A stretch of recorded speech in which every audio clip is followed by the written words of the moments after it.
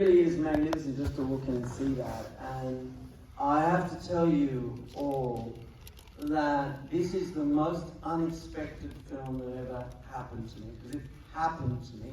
And a little story is that I was making Elvis the movie, and this guy called Ernst says to me, he's the great, any of you who are actually diehard Elvis fans, he's a great Elvis expert. He says, look, there's this rumored mythological reels of the Vegas show that you might be able to use. And I think, great, but are they mythological? Are they two reels? So anyway, when I went to make the movie, I suddenly had the funds to go looking for them. And in fact, we literally sent someone into the salt mines in Kansas City where MGM keep all of their negative.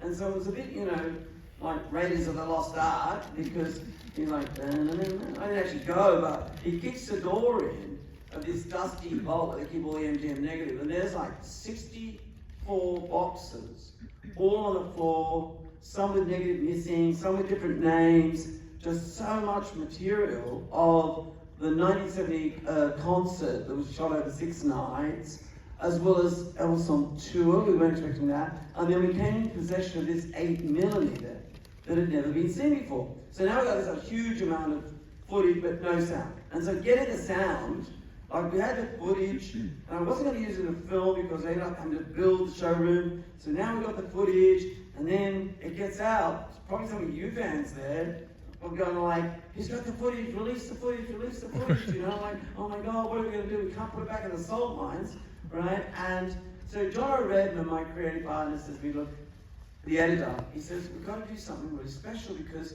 we have so much, like, we have Hampton Road and La La La, we have the Vegas, and because if you did the normal thing, it'd be like 12 hours long, it would cost so much to refurbish it, and I was like, oh my God, what are we going to do? And then we find this 40-minute tape in the vault, which we think is film, was actually Elvis audio, just telling his story really unguarded, just really open-hearted. And this is kind of a light bulb moment. We think, you know what? Let's just get out of the way. Let's just imagine if Elvis came to you in a sort of dream concert and he just told you his story and sang you his story. Because, most of the Elvis stuff that's been made, which is wonderful, it's a lot of talking heads, and a lot of people telling you about Elvis, well, gas in his car one day. What's up, folks? I wrote a book.